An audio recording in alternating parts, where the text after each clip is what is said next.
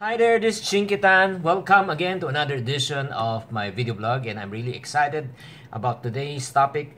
Ang question that I would like to ask and often ask in my seminar, bakit kaya ang hirap mag-ipon? Ang mag-ipon ay di biro, para ka lang magsasaka, di ba? Tanim ka ng tanim, trabaho ka ng trabaho, pero pag umaani na ay napakaliit. Bago pa dumating ang sweldo, ubos na. Sa hirap ng buhay ngayon, parang ang hirap-hirap talaga mag-ipon. Tumataas ang bilihin, at the same time na hindi naman tumataas ang sweldo, walang natitira at simot ang lahat. Yes, aminin man natin na napakahirap talaga mag-ipon, pero di ba may kasabihan? If there's a will, there's a way. Napakarami nating dahilan kung bakit ang tao ay hindi makakaipon, at isa sa mga dahilan is, they always say, marami akong gastusin. Well, kung marami kang gastusin, simple lang ang solusyon. Bawasan din ang gastusin. Sit down and list down your priorities. Identify your needs versus wants. Ano ba talaga ang kailangan mo? Dapat mong pagkagastuhan. Stick only first to the priority.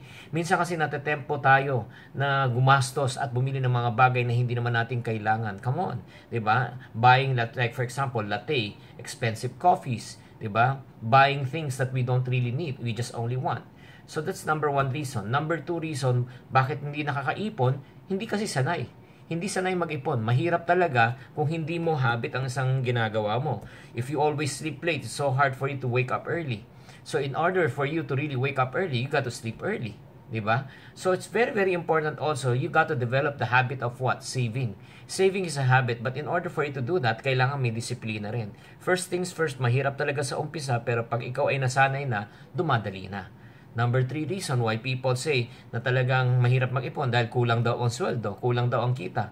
Well, reality is, you cannot control your income. When I say you cannot control your income, yung boss mo, hindi mo pwedeng diktahan kung kailan naman tumaas ang sweldo mo. Diba? Hindi naman pwedeng sabihin, kailangan ko na ng income na ganito, bigay mo sa akin. You cannot control your income, but you sure can control your expenditure. Pag hindi ka gumagastos, ika nga nakakatipid ka. I always tell people in my session, money not spent is money earned. And that's the reason why, much better na, i-control mo na lang yung controllable, which is yourself, your spending. Another reason why people cannot save is because lubog daw sila sa utang. Mahirap nga naman mag-ipon kung ikaw ay lubog sa utang, di ba? Saan katutak ang iyong utang? So in other words, the solution for this is not to borrow money in order for you to pay the utang. The solution for this is what?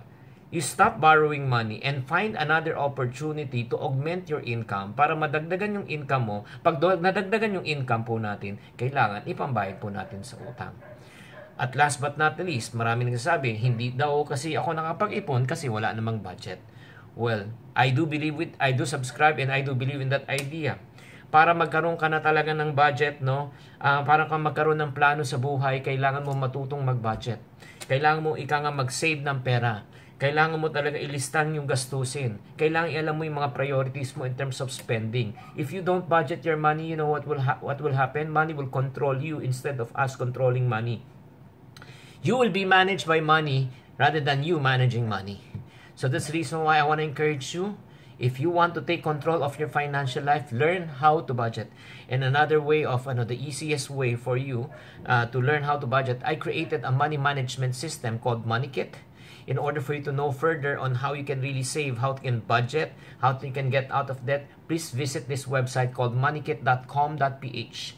That's moneykit.com.ph, and you will see a free video. May free video kayo mapapanood doon. And it will give you a fresh perspective on how you can manage your money, how you can get out of debt, at the same time, how you can save. So, again, I would like to encourage you, always remember, saving is more than about money. It's a conviction and it's a commitment.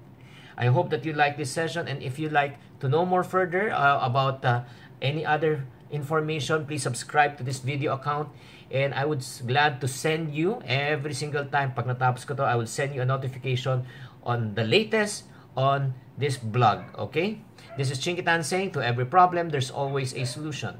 If you're not part of the solution, you're part of the problem. Always think positive.